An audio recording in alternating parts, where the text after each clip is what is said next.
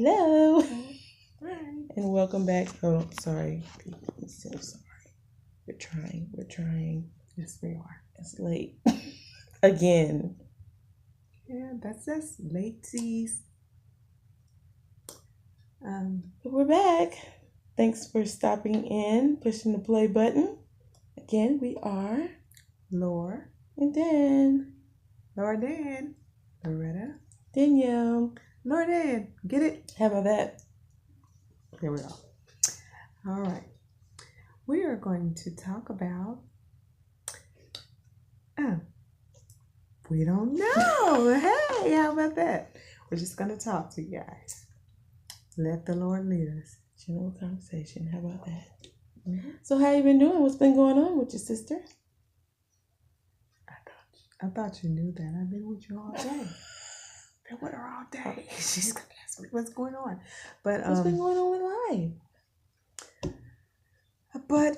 Well, been very busy. Very, Ask the very question. busy. Very busy. Very busy. Mm-hmm. And just trying to focus and find the balance. Yeah. See, since I've been so busy, I've been wondering, well, not wondering, asking, I should say, asking God to help me find the balance in my busyness, if that's a word. I think that's a word. Yes. In my busyness. So I have to find a balance because you can get so busy that you'll be busy and not have time to do the most important things. So you always want to have a balance. Mm-hmm. That is So true. you have to pray and ask God to give you a balance because some things are more important than others. So, like me, take me for instance, I have to take time to find the balance in my life. I have to figure out what's important, what's not so important. Do the things that's most important first. And the lesser things, put them down on the scale a little bit and kind of smash down on everything that I do on a daily basis. So yeah, that's me. I'm trying to find a balance, get a little bit more organized than I am right now because you find that you tire yourself out. And sometimes you can be busy doing nothing at all. You think you're so busy running back and forth, back and forth, back and forth, back and forth. But you look around and you be like, I did this and I did that. And nothing else. So you're just busy running back and forth, but you really didn't accomplish anything.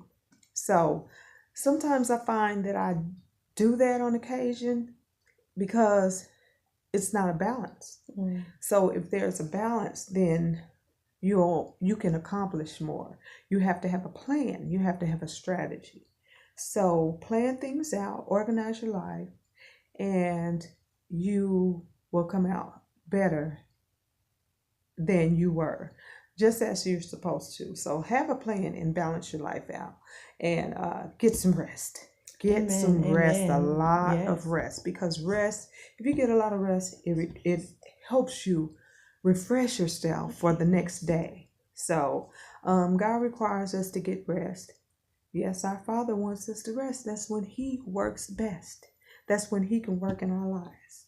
That's when He can give us all the visions and things that we need. He can talk to us because our mind is at ease. Our mind is not wandering here and there and thinking of what should I do next and do I go here? Do I go there? He said, don't worry about tomorrow because tomorrow has enough worries for itself. Worry about the things of today. And when you get overwhelmed, think of things that's lovely. Think of things that's kind. Think of things that's true. Think of things of God, things like that. So don't worry yourself. Be happy. Be joyful. Have a smile on your face. But don't move too much. Be still so you can hear that voice of God.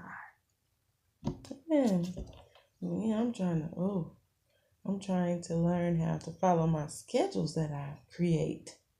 So that's a whole nother monster that I have to learn how to be consistent and disciplined in following created plans, because a man without a plan is going nowhere. Stable. And so when I actually get a plan, the thing now to do is learning how to execute it. And so I'm learning as a mother of so many children and being a wife that I have to, when I write something down, check the things up, get the things done, and get up and be alert. And it can be sometimes as a mother, you can feel like you're in a rut. You just feel like, oh, or you feel like you just want to rest or just sleep a lot of times because you're just all over the place in your mind with the things that you have to do or need to do, and that can tire you out too. So, but when I found when I'm getting things done and not just letting the day pass, I feel more accomplished. I feel rested in the fact that I did something versus letting things just pile up or not getting things done. So that's another thing too, because the Lord talks about being a sluggard in the Bible. And he says sluggards won't even put a fork to his mouth. And so it talks about those things in Proverbs. That's bad. So it's not good to have a lazy spirit. And so that's one thing I'm praying against. The Lord is giving the word to one of my children for me is to learn how to get up and be active and do the things that I say I'm going to do. So that's very important too. Yep, very important. So when you set out to do something, you have to follow through. You have to follow through because it makes you feel better and it makes you get your work done. And as far as me, and she just said, set forth what you have to do and follow through with it. So I just went through a phase where I needed to catch up on a lot of things that I had to do. I had I really don't want to tell on myself, but I had 3 weeks, was it 2 or a couple of weeks of work that I had to get out. Some of it was because I didn't have the proper titles of what I needed to finish the work, but some of it was because I was slacking on my work. And when I slack and not do it, then that puts me behind, and I don't like to be behind. So that causes me to do double time. And then I find myself where I'm staying up late. The Lord doesn't like that. He doesn't like me to stay up overtime, 1 and 2 o'clock in the morning. No, that's not the way. You can't stay up to 1 and 2 o'clock in the morning because that's the next day. You need to be asleep. I need to be asleep, getting rest my brain, rest my mind, rest my spirit, because your spirit needs rest also. So I don't know how much you know about your spirit and your spirit needing rest, because your spirit lives within you. And so if you tire out your spirit, your spirit energizes you. And so you need to give your spirit some rest. You have to nurture your spirit. You have to nurture what God has given you. So I got backed up. And I was like, okay, I'll do it today. I'm going to get this done, and nothing's going to stop me from getting this done. And so the day came, I didn't do it. The next day came, I said I was going to get it done, and nothing's going to stop me. Something came up and didn't get it done. So it goes on and on and on and on until you come back to it. But the work is still there for you, because you have to do it. You have to get it done. But it's going to sit there until you get it done. But it's going to keep piling up. And that's putting extra stress on you, because while that work is piling up, there's more to come. So, thank God, I'm finished. Yeah. I'm finished. Girl, work done. Yes, Yeah, I'm it's caught been a up. great week. I'm caught up. I won't. Pray to God. Pray for me. Pray for me, please. Pray for me. I won't be a procrastinator. Amen. Yes, let's I pray won't wait. that we will I'll not get my work done procrastinate. on time. Yes, do things immediately. Yes. That's what I Pray have to for do. me.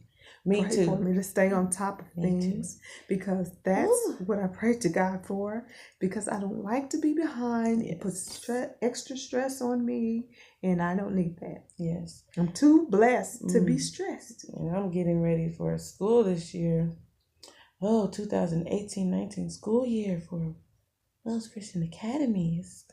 I'm excited. I'm excited for this year. I'm excited. Hey. Yes, I'm very excited. It can get kind of, I don't know how I can get nervous or anxiety about teaching my own kids, but I have just had a slight bit of anxiety. You have a little bit more than your own kids now. Well, I mean, essentially right now it's still mine until we get the word out, but Lord is blessing and doing some things, and I won't be in the house. You see this lovely stuff. We're in the schoolroom right now.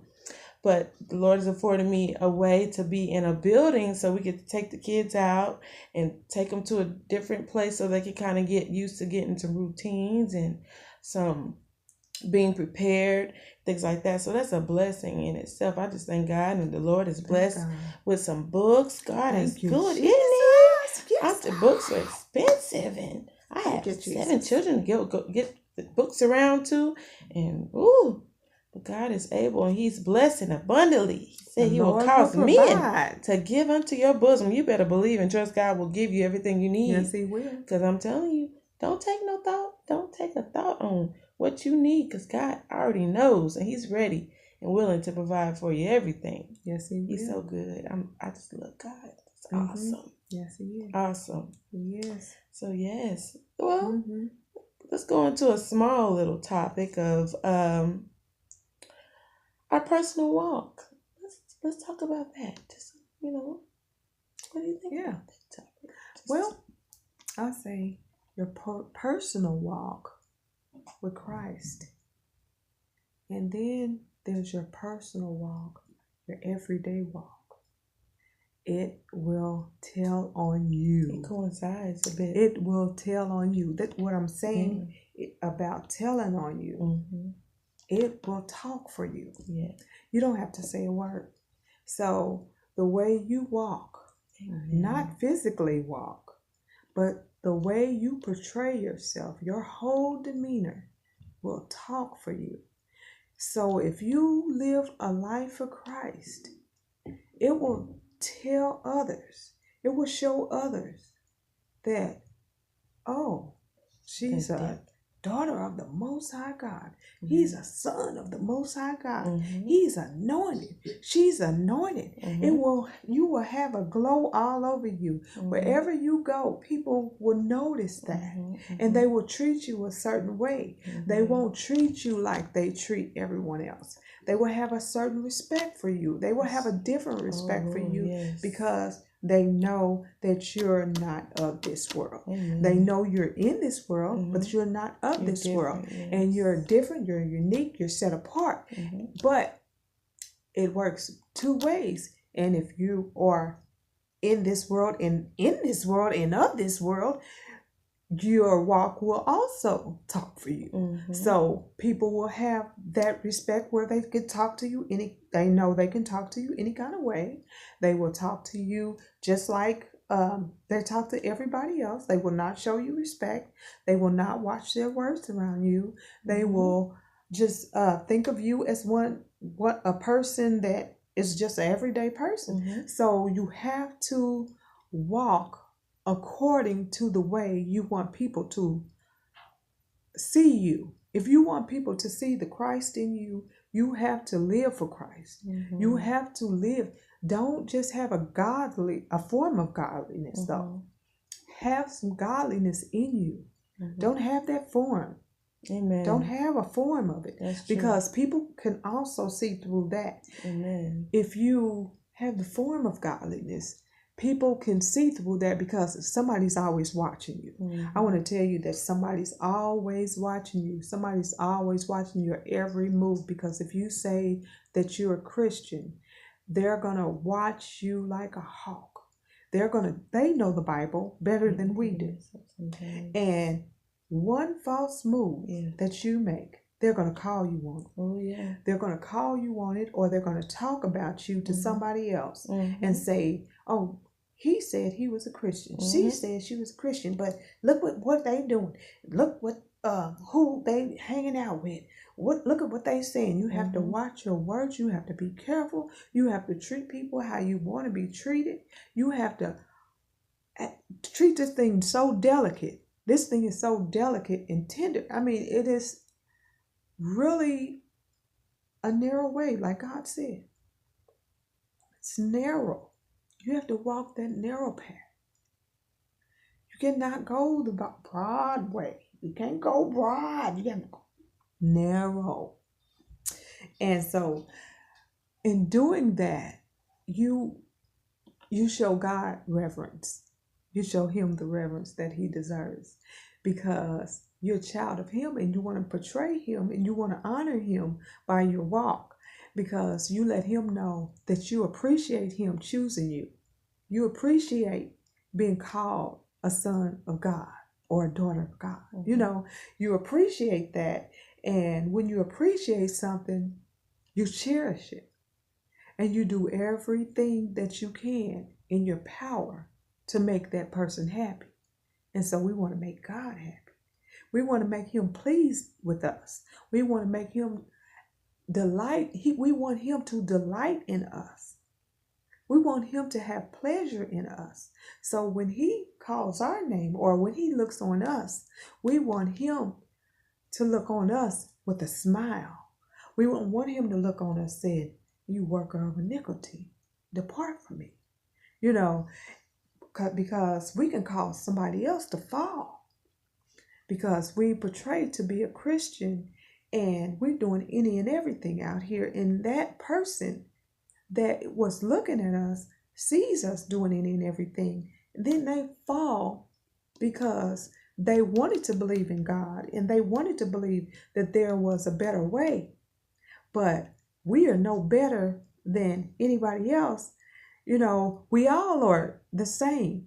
Don't get me wrong. We don't think we're better than anybody else, but we have to walk after Christ. But what I'm saying is, they look at us and they want to be that different, set apart. And if we're doing the same thing as the world, what does that say about us? And if they fall because of something we did, that blood is on our hands. And God said, woe unto you if you cause any one of my little ones to fall, lest they fall. You know, so if we cause them to fall, that's on us. You know, that's on us. And God forbid I let anybody fall. I cause anybody to fall. So we have to live our lives so delicate, walking on eggshells. You know, I mean, this walk is not easy. It's not easy, but I wouldn't give it up for the world. It's the right walk. I know it's the right walk. I believe it's the right walk, and I love this walk.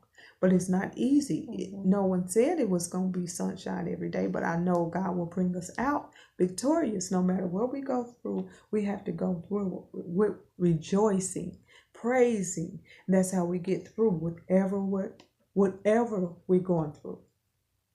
We get through. We're going to get through. So just praise. And we had just like we had a testimony about somebody in our church. She got healed of cancer. And we rejoice with her. We just rejoice with her because that's the power of God. Everybody praying together. Everybody praying together. Everybody worshiping together. And you know, we just praying for it, knowing that God can do it.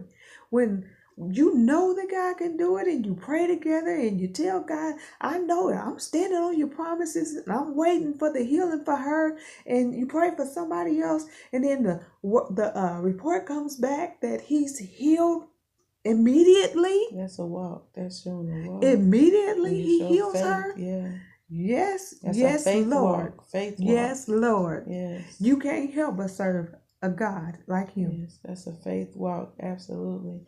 And just when you think about a personal walk with God, you can think on the story of Ruth, where her mother-in-law um, had to have been influential in her walk with Christ, in her walk with God, for Naomi, for Ruth to have been a Moabite. She was born in the Moabite community. That was their religion. That's what she was brought up in. And it was a wicked country. It was an immoral country. And so Naomi had to have been walking a certain type of way for Ruth to say, I want to serve your God. My God is your God. I'm going to dwell where you dwell. She had to have been portraying God in such a way, in such a love, in such a kind way, to where she wanted to go do what she was doing and wanted to leave what she was doing and what her people were doing behind. And that is so true. Everything she said about how you don't have to say anything. My example is I went to school 2017, and the classroom is full of different people, different beliefs, different backgrounds. You have people who, go to church. You have people who don't. You have people who cuss, people who don't. And they see the difference in who you are, what you do, what you don't do. And I got the opportunity to ride with a young lady who my car broke down, and she happened to be around the corner. She picked me up every day, brought me to home or brought me to work. And she would use bad language, but then she noticed and she said, "Oh, I'm sorry, I'm not going to do that. I know you don't cuss, you don't." And so when people can honor the fact that you don't do this, and have a respect enough for you to say, "Well, I'm not going to do that because you don't do that." Excuse my language. That's the power of God. That's not me, because you can look past me and be like whatever and still continue to do what you want to do. But when God is inside of you, they will reverence the God inside of you. And then time came up when a student was offended or upset by something I said about how I don't cuss in front of my children. Well, apparently they must have cussed in front of their children, and she tried to say something that was out of line with the word. No, that like Jesus got mad.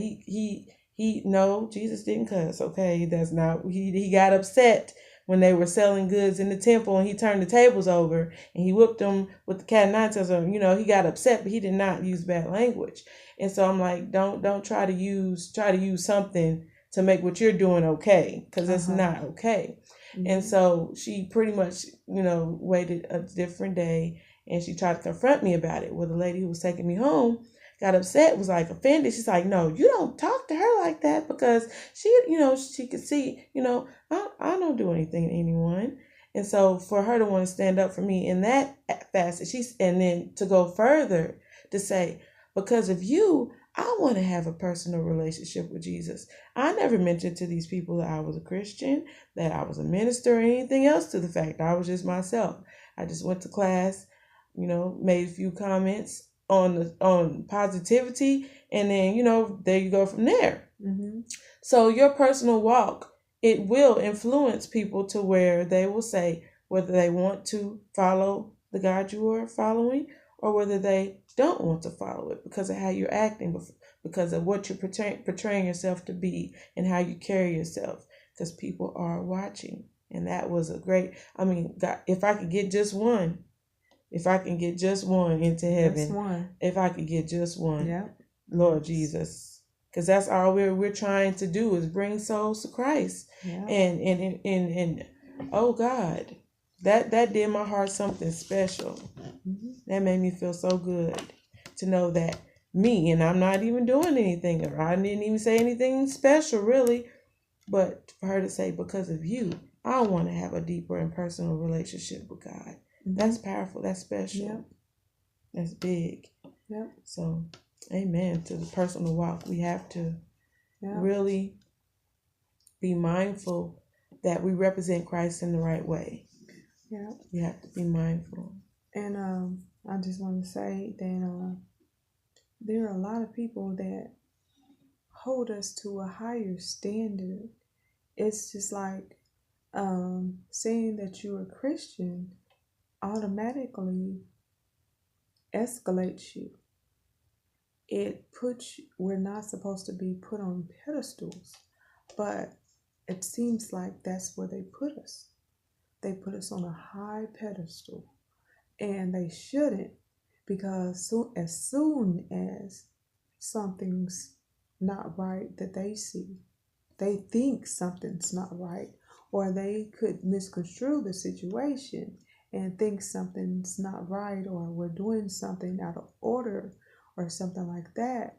uh, they're ready to accuse, they're ready to turn away, or they're ready to judge, and they're ready to condemn, like they doing. And so Yeah, we have to be very careful when we call ourselves Christians, and be ready to be accountable for your actions. Any action you do and any action you take, it has a reaction. Yes. So the people, I've come across a lot of individuals that hold me higher than what they should. And I come to find out that those individuals are ones who need Christ. They need help. So I handle them delicately. I try to make sure that anything that I do is not out of order. My walk is in step with God, because I don't want to cause them to fall, because they're watching me so closely and they look to me for almost everything. And I don't even know how I got put in this position, but to God be the glory that I am trusted with this position to be, for lack of a better word, an overseer of someone, and I never thought I would be in this position right now. But I have a lot of people that look up to me, a lot of people that rather call me than just call the people that they should call. And so being in that position kind of puts me in an awkward position, but that's when you have to be on your P's and Q's. You have to be on your toes when you're dealing with something like that, and it's a big responsibility. And you have to stay in your Bible, you have to meditate, you have to stay in your word, you have to be prayed up. You have to, because you have to fortify. Sometimes you have to yourself. You can't always have someone beefing you up and praying for you or imparting in something into you. You have to do that for yourself, because if you don't, then you will be so consumed into others that want to come to you and always pulling things out of you, that you won't have any energy. It will feel like you don't have energy. But you always have, that's why you have to stay prayed up and ask God to give you the strength to go on and things of that sort. Yes, amen. So we're running down on time, but we were so happy to come on with you all today, and hopefully you're encouraged by this word. Just remember to keep God first in everything you do. Remember to just stay prayerful, stay in your word, study your word. There's an app we're using on YouVersion, and it gives you Bible study plans, and it just helps you to just in a fun way to just read some devotion, some scriptures, and be able to reflect on your life along with the word, to make sure that you're in line and in God, the will of God, so that we can do this walk the way that He would have us to do it. We can't do it but by His strength and His power, because we can't do it of our own, mind, because we're nothing but flesh. So remember, Jesus loves you. Jesus loves you, and we do. Yes, He does. Yes, we do. And that's our time on this thing. And we are bye bye.